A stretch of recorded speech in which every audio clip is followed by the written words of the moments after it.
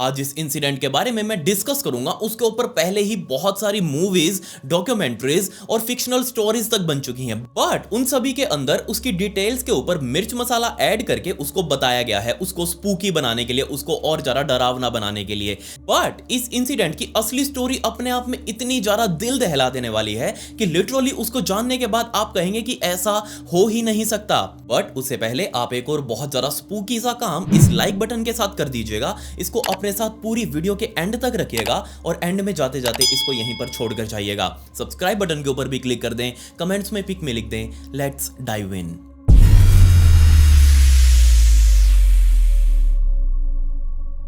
फरवरी 1907 में हांगकांग के एक तट से पेरियर नाम का एक बहुत बड़ा समुद्री जहाज अपने अंदर बहुत सारी मशीनें, अपने अंदर बहुत सारा कार्गो लोड करके इस तट से निकलकर कैलिफोर्निया जाने के लिए अपने रास्ते में था। इस जहाज की यात्रा बहुत लंबी होने वाली थी, तकरीबन 2 से ढाई महीनों की, और तकरीबन इस यात्रा का 1 महीना बीत चुका था। मार्च 1907 में एक शाम इस जहाज के ऊपर मौजूद सभी क्रू मेंबर्स में से नेल्स नाम का एक क्रू मेंबर अपने जहाज के ऊपर वाले फ्लोर पर आया, ऊपर वाले डेक पर आया और वहां पर लगी हुई ग्रिल को पकड़कर बाहर समुद्र में देखते हुए, पैसिफिक ओशन के अंदर देखते हुए बस सोचने लगा कि आने वाली रात अब इस जहाज के ऊपर और क्या लेकर आएगी। बेशक नेल्स इस लाइन के अंदर कोई नया खिलाड़ी नहीं था, बहुत लंबे टाइम से सेलर का काम करता आ रहा था। इसने अलग अलग जहाजों के ऊपर, बहुत बड़े जहाजों के ऊपर, बहुत बड़े पदों के ऊपर काम किया था। मतलब कि इसको बहुत ज्यादा एक्सपीरियंस था इस तरीके की जहाज को संभालने का। बट उस शाम नेल्स वहां खड़ा होकर बहुत ज्यादा टेंशन में इस जहाज के एक बहुत ही डार्क सीक्रेट के बारे में सोच रहा था। और असल में जो भी लोग इस शिप के ऊपर काम कर रहे थे, सिर्फ उस जहाज का कैप्टन क्विंस्की और खुद नेल्स जो कि इस शिप के ऊपर बहुत लंबे टाइम से काम करते आए थे, इन दोनों को ही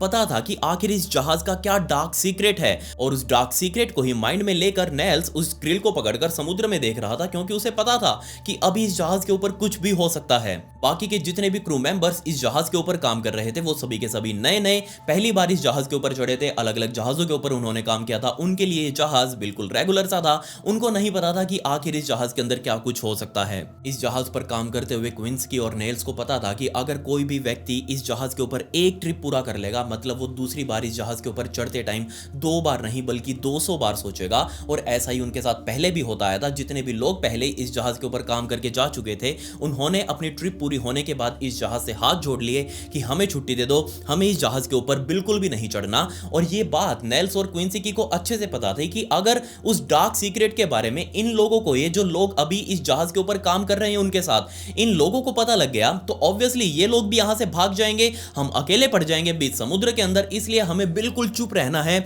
और इस डार्क सीक्रेट के बारे में किसी को कुछ नहीं बताना। ये इन दोनों के बीच में एग्रीमेंट हो चुका था कि तुम भी चुप रहना, मैं भी चुप रहूंगा और पूरा ट्रिप हमारा बहुत आराम से निकल जाएगा। उस शाम नेल्स अपने माइंड के अंदर यही सारी बातें लेकर उस ग्रिल को पकड़कर जहाज में चारों तरफ देख रहा था। उस टाइम पर उसकी वॉच आउट की ड्यूटी लगी हुई थी, मतलब जहाज के चारों तरफ घूम कर, उस ग्रिल के ऊपर चारों तरफ घूम कर उसको जहाज के अंदर आने वाली दिक्कतों को देखना था कि कोई इमरजेंसी तो नहीं है, इस जहाज के अंदर कोई दिक्कत खराबी तो नहीं आ गई, या फिर किसी क्रू मेंबर को उसकी मदद की जरूरत तो नहीं है। वो इस चीज का वहां पर इंचार्ज बनकर काम कर रहा था। और तभी नेल्स ने किसी के ऊपर आने की आवाज सुनी, और ऊपर आने वाला व्यक्ति कोई और नहीं बल्कि उसी का एक साथी सेलर, जो नीचे क्रू मेंबर्स में से उठकर ऊपर आया था हवा खाने के लिए। और जैसे ही नेल्स ने उसे पीछे मुड़कर देखा कि हाँ भाई तुम भी ऊपर आ गए हो, दोनों ने हैंडशेक किया और दोनों वहीं खड़े होकर आपस में एक दूसरे से बातें करने लगे। और वो जो दूसरा साथी अभी आया था, उसने मजाक करना शुरू कर दिया नेल्स के साथ कि वाह यार तुम्हारी जॉब तो बहुत मजे की है, तुम तो आराम से खड़े होकर ये ढलता हुआ सूरज देख रहे हो। बट जैसे ही दोबारा से नेल्स ने उस ढलते हुए सूरज को देखा,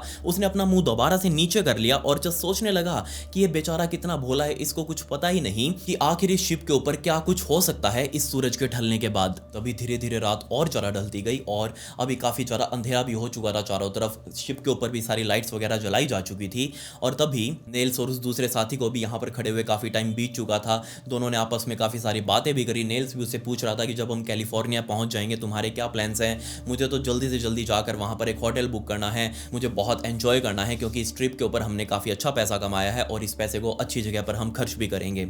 ये बातें सारी चल ही रही थी और रात भी गहरी हो चुकी थी। तकरीबन 9:30 बजे के आसपास रात को एक बहुत ही गर्म हवा का झोंका उस जहाज के पास से क्रॉस हुआ और जैसे ये चीज नेल्स ने फील करी, नेल्स के कान खड़े हो गए और जो दूसरा साथी सामने उसके साथ खड़ा हुआ था, उसने जब इस गर्म हवा के झोंके को फील किया तो वो बहुत जोर जोर से स्माइल करने लगा कि यार हम इतने ठंडे माहौल के अंदर मौजूद हैं और तब भी हमारे पास गर्म हवा हमको क्रॉस करके गई है। आखिर ऐसा कैसे हो सकता है, ये गर्म हवा कहां से आई? वो दूसरा साथी इधर उधर देखने लगा, बट इस गर्म हवा का असली राज सामने खड़े हुए नेल्स को बहुत अच्छे से पता था। उसके माइंड में अब टेंशन शुरू हो चुकी थी कि आखिर अब इस जहाज के ऊपर आगे क्या होने वाला है। उस हवा को फील करते वो दूसरा साथी इधर उधर देखने लगा कि आखिर कोई पंखा वगैरह तो ऑन नहीं है, नीचे से कोई एग्जॉस्ट वगैरह तो ऑन नहीं है जो नीचे की गर्म हवा को ऊपर उनकी तरफ भेज रहा हो। बट सामने खड़े हुए नेल्स ने वापस से अपना सिर नीचे की तरफ झुकाया।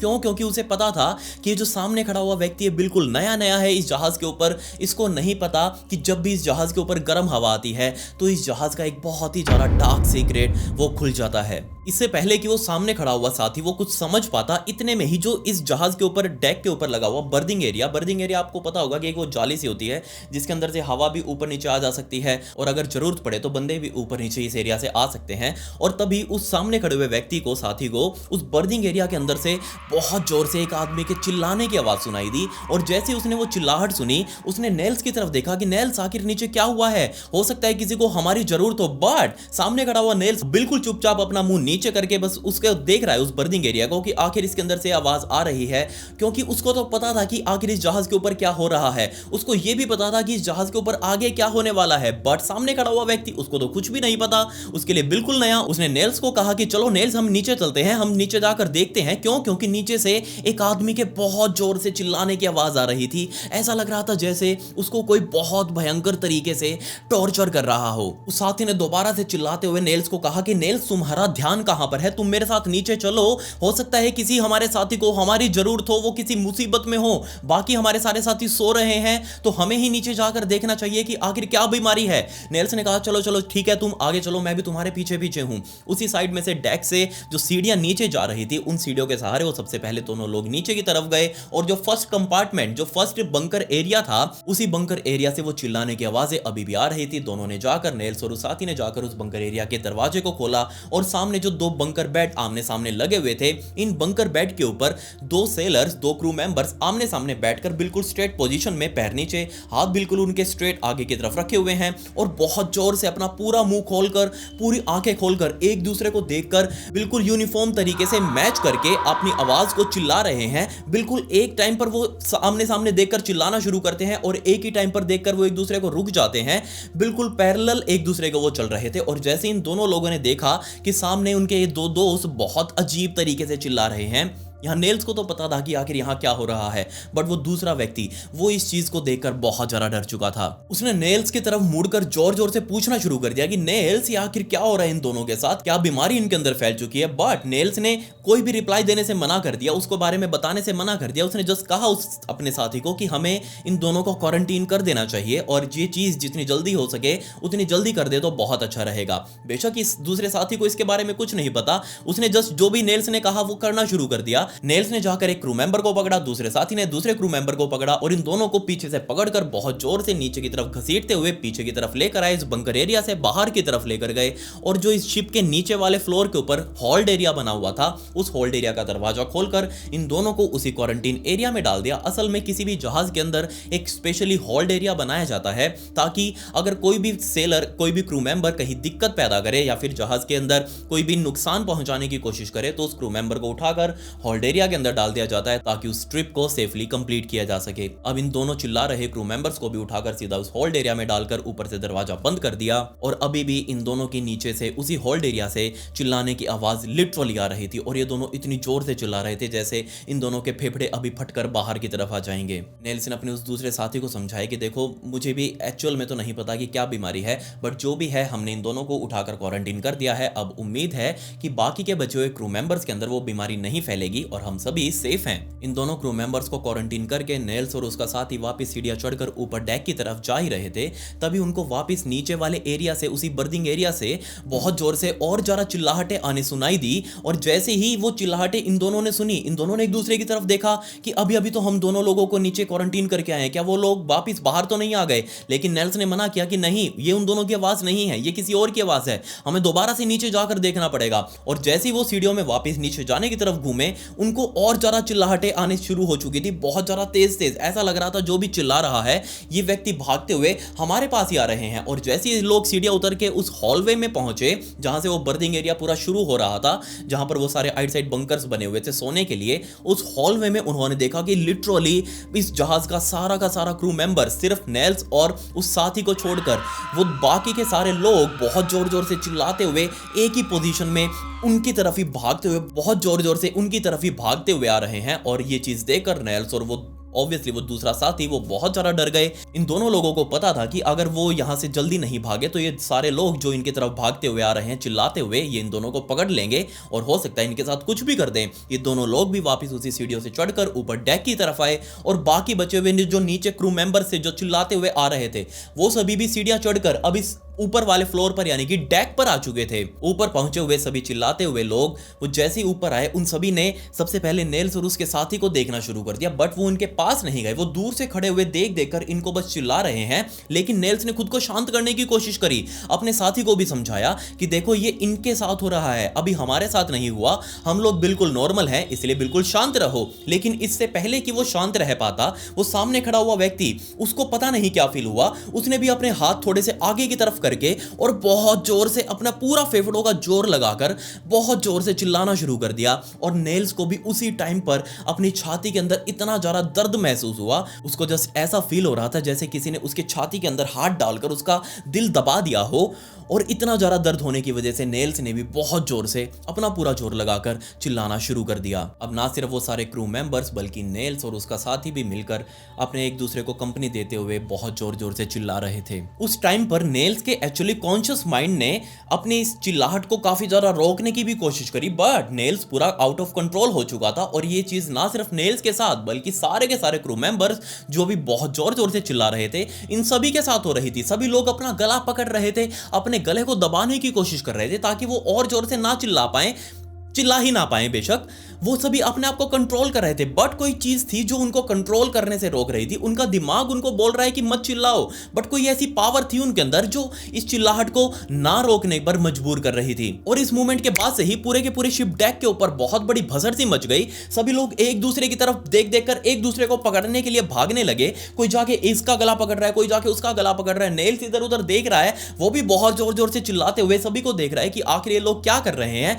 क्या गंद मचा रखा है इन्होंने। उस टाइम पर नेल्स सबको संभालना चाह रहा है, बट वो खुद चिल्लाते हुए एक दूसरे की लड़ाइयों को छुड़वाने की कोशिश कर रहा है। और इसी बीच में किसी ने और आकर नेल्स का ही गला पकड़ लिया। नेल्स ने उसको साइड में धक्का मारा और खुद जाकर चिल्लाते हुए साइड में खड़ा हो गया। उसको भी समझ नहीं आया कि आखिर इन सभी लोगों को किस तरीके से टैकल किया जाए। और तभी नेल्स का ध्यान पर्टिकुलरली एक अलग क्रू मेंबर के ऊपर गया, क्योंकि वो क्रू मेंबर बाकी सारे चिल्लाते हुए क्रू मेंबर से बिल्कुल अलग दिख रहा था। जी हां, डेक के ऊपर लगे हुए बीच में एक पोल को पकड़कर खड़ा हुआ, बिल्कुल शांत खड़ा हुआ एक क्रू मेंबर जो कि सामने जस्ट देख रहा है सभी को इस तरीके से लड़ते हुए। उस क्रू मेंबर को जैसे ही नेल्स ने देखा, नेल्स समझ चुका था कि आखिर अब इस व्यक्ति के साथ क्या होने वाला है। क्योंकि बाकी सभी एक दूसरे को पकड़ कर चिल्ला रहे थे, एक दूसरे का गला पकड़ रहे थे, लेकिन सिर्फ ये क्रू मेंबर बस शांत खड़ा था और जस्ट क्या हो रहा है ये सिर्फ देख रहा था। और तभी नेल्स के देखते देखते ही वो क्रू मेंबर नीचे की तरफ बैठा और अपने दोनों हाथ आगे की तरफ डेक के ऊपर रख के अपने दोनों पैरों को भी पीछे से ऊपर की तरफ उठाया और किसी गोरिल्ला की तरह भागते हुए,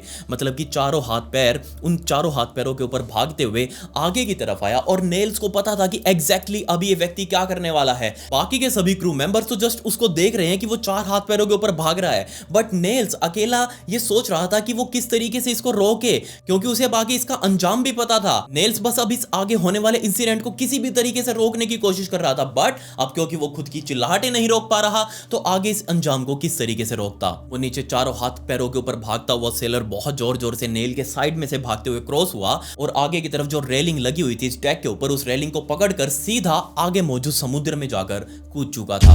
और जिस सेकंड पर वो सेलर उस समुद्र में जाकर कूदा, उस डेक के ऊपर मौजूद सभी के सभी लोग जो अभी तक बहुत जोर जोर से चिल्ला रहे थे, उनके कॉन्शियस माइंड में तो पता था कि वो क्या कर रहे हैं, बट उनकी बॉडी के ऊपर उनका कोई भी कंट्रोल नहीं था अभी तक। बट जैसे ही वो आदमी नीचे जाकर कूदा उस समुद्र के अंदर, उसी टाइम पर ऊपर मौजूद सभी के सभी लोग बिल्कुल शांत हो चुके थे। और जैसे ही सभी लोगों ने चिल्लाना बंद किया, वो लोग अपने ट्रॉमा से इस बाहर आए, तब इन सभी क्रू मेंबर्स ने एक दूसरे को देखना शुरू कर दिया कि यार हम तो नीचे सो रहे थे और हम एकदम से ऊपर डेक के ऊपर कैसे पहुंच गए, और सभी के सभी लोग एकदम से क्यों आए हैं। क्योंकि आधी आधी शिफ्ट चलती है, सभी लोग तो एकदम से डेक के ऊपर आ ही नहीं सकते, किसी का कोई काम ही नहीं है ऊपर। सभी ने एक दूसरे से पूछना शुरू कर दिया कि क्या तुमको पता है हमारे साथ अभी क्या हुआ। बट सामने वाले को खुद कोई आइडिया नहीं है, वो खुद भी बहुत गंदे तरीके से चिल्ला रहा था, उसके माइंड में भी कोई मेमोरी नहीं है। और तभी सभी लोगों ने मिलकर नेल्स की तरफ देखा। नेल्स जो बिल्कुल अभी शांत खड़ा हुआ था, नेल्स ने उन सभी लोगों को बताया कि अभी अभी हमारे इस ग्रुप में से एक क्रू मेंबर ने नीचे कूदकर इस समुद्र में उसने छलांग लगा दी है और हमें तुरंत उसका रेस्क्यू करना चाहिए। जैसे ये बात सामने खड़े हुए सभी क्रू मेंबर्स ने सुनी, उन लोगों ने बहुत तत्परता दिखाई और साइड में जो आपको पता होगा कि किसी भी जहाज के साथ रोबोट्स लटकाई जाती हैं, मैं रोबोट की बात नहीं कर रहा, रोबोट्स की बात कर रहा हूं। मतलब कि वो छोटी छोटी नावें जो साइड में लटकी रहती हैं, या तो उन्हें हम लाइव बोट की तरह भी इस्तेमाल कर सकते हैं, या फिर अगर कोई इमरजेंसी आ जाए, नीचे समुद्र में जाना पड़ जाए, तो उनके लिए भी उनको इस्तेमाल किया जाता है और बहुत पहले से ये चलता आ रहा है। तो उन सभी क्रू मेंबर्स ने मिलकर 3 रोबोट्स को समुद्र में उतारा और उन रोबोट्स में बैठकर सभी के सभी क्रू मेंबर्स इस जहाज के आसपास अपने उस खोए हुए क्रू मेंबर्स को ढूंढने लगे। सबसे पहले तो जाकर कैप्टन को भी नेल्स ने बताया कि एक क्रू मेंबर हमारा वो नीचे उसने छलांग लगा दी है और अभी उसका कोई अता पता नहीं है, जहाज को यहीं पर रोक लो, एक बार इसका लंगर यहीं पर डाल दो और बाद में देखते हैं कि आखिर आगे किस तरीके से जाना है। उस रात जस्ट अभी इन लोगों ने होनोलुलु के तट को क्रॉस किया था और उनको पता था कि अब कैलिफोर्निया बहुत ज्यादा दूर नहीं है, अब वो बहुत जल्दी ही अपनी मंजिल पर भी पहुंचने वाले हैं। नीचे मौजूद सभी क्रू मेंबर्स जो उस अपने खोए हुए क्रू मेंबर्स को ढूंढने की कोशिश कर रहे थे, उनमें से ही एक व्यक्ति ने बोला कि यार मुझे थोड़ी थोड़ी मेमोरी याद आ रही है कि अभी अभी हम में से जब ऊपर लोग हम सारे खड़े थे, उनमें से एक कोई व्यक्ति बहुत जोर जोर से अपने 4 पैरों के ऊपर चलकर भागते हुए मैंने देखा था और वो भागते भागते सीधा रेलिंग को पकड़कर समुद्र में कूदा था। तो क्या वही व्यक्ति है जिसको हम ढूंढ रहे हैं? अगर हाँ, तो ये तो बहुत अजीब सी बात है कि वो व्यक्ति क्यों अपने आप से जाकर इस समुद्र में कूदा। हमने नेल से तो चीज पूछी ही नहीं। तकरीबन 1.5 घंटों तक उन तीनों रोबोट्स ने मिलकर इस जहाज के आसपास के समुद्र में एक बड़े सारे इलाके को खंगाला कि कहीं तो उनका वो खोया हुआ दोस्त मिल जाए, हम उसको तुरंत से रेस्क्यू कर पाए। उन लोगों ने बहुत आवाजें लगाई, उसके नाम को चिल्लाया, बट उस व्यक्ति का कोई भी अता पता इन लोगों को नहीं चल पाया। मतलब साफ था 1.5 पौने 2 घंटे तक भी ढूंढने के बाद ये तीनों रोबोट्स वापस अपने जहाज के ऊपर आए। इन रोबोट्स को वापस रस्सियों के सहारे ऊपर जहाज पर खींचा गया और सभी के सभी क्रू मेंबर्स वापस इस डेक के ऊपर आ चुके थे। जैसे ही सारे के सारे क्रू मेंबर्स ऊपर डेक पर आए और सारे लाइन में खड़े हुए थे, तभी आगे मौजूद ब्रिज रूम में से कैप्टन केविंस्की और साथ ही नेल जो कि उसी डेक के ऊपर खड़ा हुआ था, कैप्टन केविंस्की नेल्स के पास आकर खड़े हो चुके थे और आमने सामने एक दूसरे को देखने लगे और वो चीज समझ चुके थे। दोनों ने हाँ में सिर हिलाया और ये दोनों लोग समझ चुके थे कि अभी अभी जो इस जहाज के ऊपर हुआ, उस इंसिडेंट के बारे में हमें इन सभी लोगों को बता देना चाहिए। असल में इस जहाज का जो डार्क सीक्रेट है वो भी हमें इन सभी लोगों को बता देना चाहिए, ताकि कुछ भी इनके माइंड में कंफ्यूजन ना रहे कि इस जहाज के ऊपर क्या हो रहा है। तो तकरीबन 25 से 30 मिनट लेकर सामने खड़े हुए नेल्स और कैप्टन केविंस्की ने मिलकर सभी क्रू मेंबर्स को इस जहाज का वो डार्क सीक्रेट बताया। और जैसे उस डार्क सीक्रेट के बारे में क्रू मेंबर्स को पता लगा तो उन सभी के कान खड़े हो चुके थे, लिटरली उन सभी के गूज बम्स आ रहे थे, रोंगटे खड़े हो चुके थे और कोई भी इन बातों के ऊपर विश्वास ही नहीं कर रहा था कि ऐसा भी कुछ हो सकता है। बट विश्वास करने के अलावा उनके पास कोई चारा भी नहीं। क्योंकि उन्होंने अभी अभी होता हुआ देखा है। ना सिर्फ उनके खुद के साथ हुआ था, बल्कि एक व्यक्ति ने तो उस डार्क सीक्रेट की वजह से इस जहाज से कूदकर छलांग लगा दी और अपनी जान तक दे दी। बट इस पॉइंट पर आते हुए भी इन लोगों को यही लग रहा था कि हो सकता है ये सारा कुछ जो इंसिडेंट हो रहा है उस डार्क सीक्रेट की वजह से सिर्फ इसी रात होगा। अभी हम अपनी मंजिल से बहुत पास में हैं और आज की रात हमें किसी तरीके से निकालनी है और जो हमारे साथ होना था वो हो चुका। उस आदमी को भी डेड डिक्लेयर कर दिया गया, मतलब एक जान तो अभी तक जा चुकी थी। अब किसी तरीके से एक रात हमें निकालनी है और बाकी आने वाले अगली कुछ रातें वो बिल्कुल सही होंगी और हम सही सलामत अपनी मंजिल तक पहुंच जाएंगे। बट ये बिल्कुल गलत फहमी थी इन सभी लोगों के लिए। वो रात किसी तरीके से बीत चुकी थी और अगली रात आई। अगली रात फिर से सेम चीज़, बिल्कुल सेम चीज़ हुई। नीचे पहले मौजूद लोगों ने चिल्लाना शुरू किया और सभी चिल्लाते चिल्लाते बाहर निकल कर ऊपर की तरफ आए, ऊपर डेक पर आए और ऊपर चिल्लाते हुए वही एक आदमी आराम से शांत खड़ा हो चुका था। और शांत खड़ा होते ही नेल्स ने उसे देखा और वही व्यक्ति वापस चारों हाथ पैर अपने आप चलाते हुए सीधा आगे की तरफ भागते हुए आया और उस रेलिंग को पकड़कर नीचे कूद चुका था। और जैसे वो व्यक्ति कूदा, ऊपर डेक पर सब कुछ माहौल शांत हो चुका था। उससे अगली रात भी यही हुआ, बिल्कुल सेम चीज हुई, एक और जान जा चुकी थी। और उससे अगली रात भी बिल्कुल सेम चीज हुई, एक और जान जा चुकी थी। 4 रातों तक, लिटरली 4 रातों तक ये पूरा इंसिडेंट ऐसे ही चला और अभी तक 4 जाने जा चुकी थी। और 5वीं रात जैसे ही शुरू हुई, कैप्टन क्विंसी जो कि अभी ब्रिज रूम में ही थे, अपने इस नेविगेशन कंट्रोल रूम में ही थे और जहाज को चला रहे थे, उन्होंने जैसे ही अब 5वीं रात दोबारा से नीचे से आने वाले चिल्लाहटों को सुना, इन चीज़ों से वो कैप्टन क्विंसी इतने ज़्यादा परेशान हो चुके थे कि उन्होंने नेल्स को देखा कि नेल्स बाहर खड़ा हुआ है। नेल्स ने भी सामने खड़े हुए उस ब्रिज रूम के अंदर कैप्टन को देखा और नेल्स भी अब समझ चुका था कि कैप्टन अब क्या करने वाला है। जी हाँ, और कुछ नहीं, कैप्टन क्विंसी ने अपने ड्रॉर के अंदर रखी हुई अपनी पिस्टल निकाली और जस्ट अपने गले के ऊपर रखकर उसको फायर कर दिया। कैप्टन क्विंसी इन सब चीज़ों को टॉलरेट नहीं कर पाए और इसका भी एक सीक्रेट है, वो आपको आगे पता लगेगा। अप्रैल 1907 में जहाज लगभग अपने उस डेस्टिनेशन पर अब पहुंचने ही वाला था, कैलिफोर्निया पहुंचने ही वाला था। और जैसे ये लोगों ने उन कैलिफोर्निया के उस तट को देखा, उस बंदरगाह को देखा, ये लोग बहुत ज़्यादा खुश हुए। जो भी बाकी बचे हुए सेलर्स थे, ऊपर क्रू मेंबर्स थे, नेल्स खुद था, ये सभी लोग बहुत ज़्यादा खुश हुए। उन्होंने जैसे उस तट को देखा, 9 क्रू मेंबर्स इतने ज्यादा इस डेस्परेट थे इस जहाज से बाहर निकलने के लिए, उन 9 क्रू मेंबर्स ने एक रोबोट को ही नीचे लटकाया और उसके ऊपर जाकर बैठ गए। क्योंकि वो जल्दी से जल्दी इस जहाज से बस किसी तरीके से छुटकारा पाने की कोशिश कर रहे थे। वो लोग सीधा उस रोबोट को पैडल मारते हुए किनारे तक लेकर गए और अपने जस्ट बंदरगाह पर जाकर अपनी शिफ्ट के बारे में बताया कि हमने इस जहाज का पूरा सफर कंप्लीट कर लिया है, अब हमें बेशक पैसे भी नहीं चाहिए, लेकिन हमें किसी भी तरीके से इस जहाज के ऊपर बैठने के लिए दोबारा मत बोलना। लेकिन फिर भी उन सभी 9 लोगों को समझाया गया कि देखो, तुमने इतना लंबा ट्रिप पूरा किया है इस जहाज के ऊपर, तुम इसको ऐसे बीच में मत छोड़ो, क्योंकि अभी तुमको इस कैलिफोर्निया के ही दूसरे तट पर भी जाना है, सेंटा मोनिका में। वहां जाकर आधी मशीनें उतारनी है, उसके बाद ये तुम्हारी ट्रिप पूरी हो जाएगी और तुम अपने घर जाने के लिए रेडी हो, तुमको तुम्हारा पैसा भी दिया जाएगा। खैर, जैसे तैसे उन 9 लोगों को मनाकर वापस इस जहाज के ऊपर चढ़ाया गया और ये जहाज वापस समुद्र में निकल चुका था। एक रात का ही सफर था और एक रात जैसी वो शुरू हुई, आखिरी रात इस जहाज की सेंटा मोनिका वो अगली सुबह पहुंचने वाला था। रात को तकरीबन 2 बजे इस जहाज के किचन में जो कुक मौजूद था, वो कुक बहुत जोर जोर से चिल्लाता हुआ आया।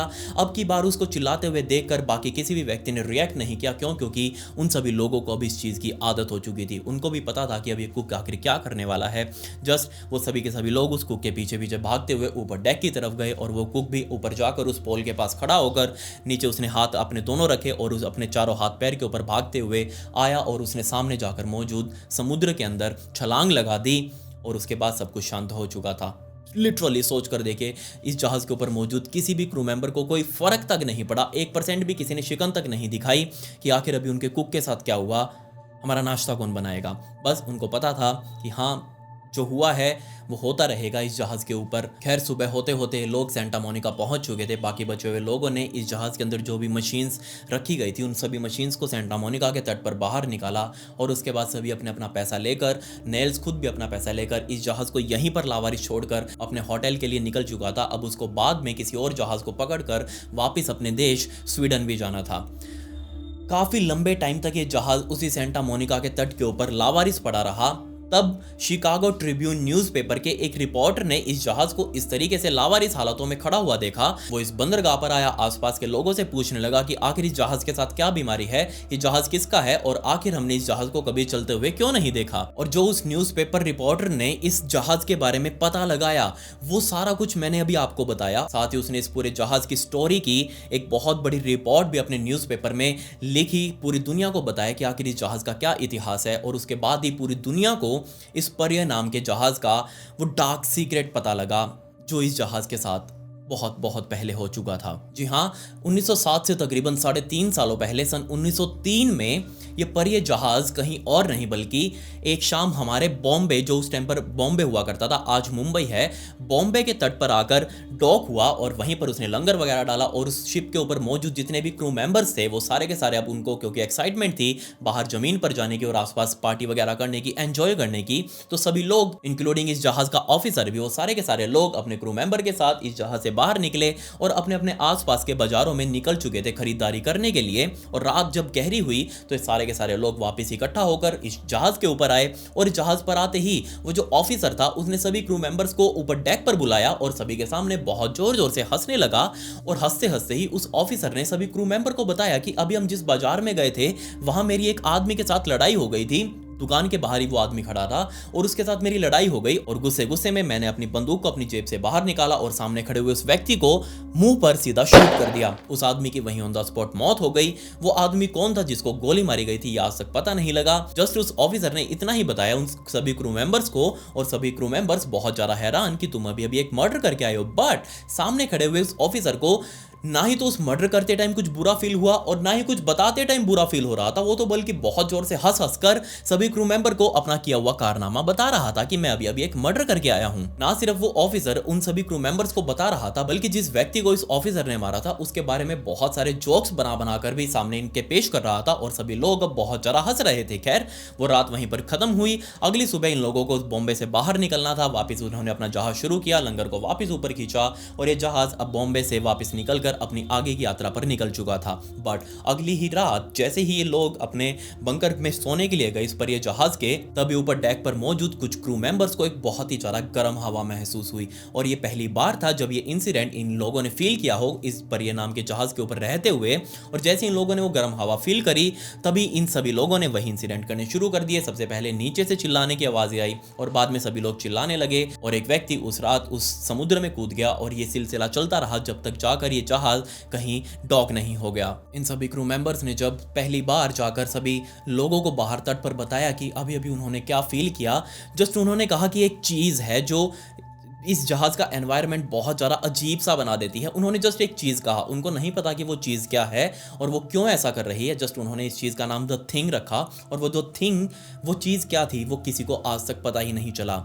जी हाँ, उन्होंने बताया कि एक गर्म हवा आती है और जस्ट उनमें से किसी एक व्यक्ति की वो मौत लेकर जाती है और कुछ नहीं, इस जहाज के ऊपर मौत का नंगा नाच होता है रात होते ही। और आने वाले अगले काफी लंबे टाइम तक बहुत सारे क्रू मेंबर्स ने इस परिया नाम के जहाज को ज्वाइन किया और जब वो लोग इसका ट्रिप शुरू करते तब तो वो बहुत ज्यादा खुश होते और ट्रिप एंड होते होते या तो उनमें से आधे ही लोग बचते या फिर जितने भी बचे रहते वो लोग इस जहाज से इतना ज्यादा फेड अप हो रहे थे, इतना ज्यादा परेशान थे कि वो किसी भी तरीके से इस जहाज से बाहर निकलकर जमीन पर जाना चाह रहे थे, अपने परिवार से मिलना चाह रहे थे। जबकि इस जहाज पर काम कर रहे नेल्स और इस जहाज का कैप्टन गिविंस्की, ये दोनों बहुत ज्यादा पुराने थे इस जहाज से, इनको पता था कि इस जहाज का आखिर सीक्रेट क्या है और ये दोनों वो लोग थे जिन्होंने पहली बार मुंबई में रहते हुए उसका डार्क सीक्रेट सुना था। उस टाइम पर नेल्स एक क्रू मेंबर के तौर पर काम कर रहा था, उसको इतना ज्यादा एक्सपीरियंस नहीं था, बट टाइम रहते रहते उसकी पोस्ट अपग्रेड होती गई और क्योंकि अब पेरियो के ऊपर काम करने के लिए व्यक्ति नहीं बचे थे तो नेल्स को ही अपग्रेड कर करके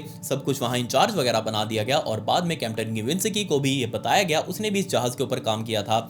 असल में इस पूरे अंतराल के अंदर जब तक ये जहाज लावारिस नहीं छोड़ा गया तब तक इस जहाज के ऊपर 23 लोगों ने अपनी जान दे दी थी। जी हाँ, आज तक ये जहाज तकरीबन 23 लोगों की जान ले चुका था, जिनमें से 20 क्रू मेंबर्स और 3 इस जहाज के कैप्टन थे और उनमें से एक कैप्टन गिविंस्की भी था। जी हाँ, 2 कैप्टन पहले भी कैप्टन गिविंस्की से वो भी अपनी जान दे चुके थे, बिल्कुल सेम तरीके से उन्होंने भी जस्ट परेशान होकर अपने जहाज के उस ड्रॉर में से बंदूक निकाली और अपने गले पर रखकर फायर किया उसको और वो अपनी वहीं पर जान दे दी। कैप्टन गिविंस्की अंतिम कैप्टन था इस जहाज के ऊपर मौजूद जिसने अपनी जान दी और उसके बाद से इस जहाज का कोई भी कैप्टन आज तक ना तो बना ना ही किसी ने जान दी। ये जहाज आने वाले बहुत लंबे टाइम तक सेंटा मोनिका के अंदर ही लावारिस पड़ा रहा। उसके बाद उसके साथ क्या हुआ, क्या उसको कबाड़ में काट दिया गया या आज तक कभी किसी को पता नहीं चला, बट ये एक बहुत ज़्यादा डिस्टर्बिंग स्टोरी थी एक ऐसे जहाज़ की जिसका पहले एक बहुत अच्छा रिकॉर्ड था और बाद में सन 1903 के बाद से उसका रिकॉर्ड बहुत बहुत बदतर बनता गया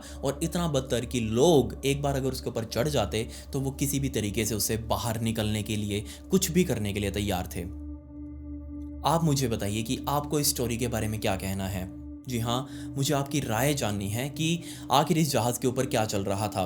मुझे आप अपने विचार नीचे कमेंट्स में ज़रूर बताएं या फिर अगर आपको मुझसे बात करनी है तो आप मेरे इंस्टाग्राम के ऊपर आकर मुझसे बात कर सकते हैं। ये मेरी इंस्टाग्राम आईडी, इसका लिंक आपको डिस्क्रिप्शन में भी मिल जाएगा। मैं आपकी वहाँ पर वेट करूँगा, आप मुझसे बात करिएगा। वहाँ पर मेरा ब्रॉडकास्ट चैनल भी है जहाँ पर मैं फ़ोटोज़ और स्टोरी से रिलेटेड फुटेज वगैरह वहीं पर अपलोड करता हूँ उस चैनल के अंदर, तो आप उसको प्लीज़ जाकर ज्वाइन जरूर कर लें।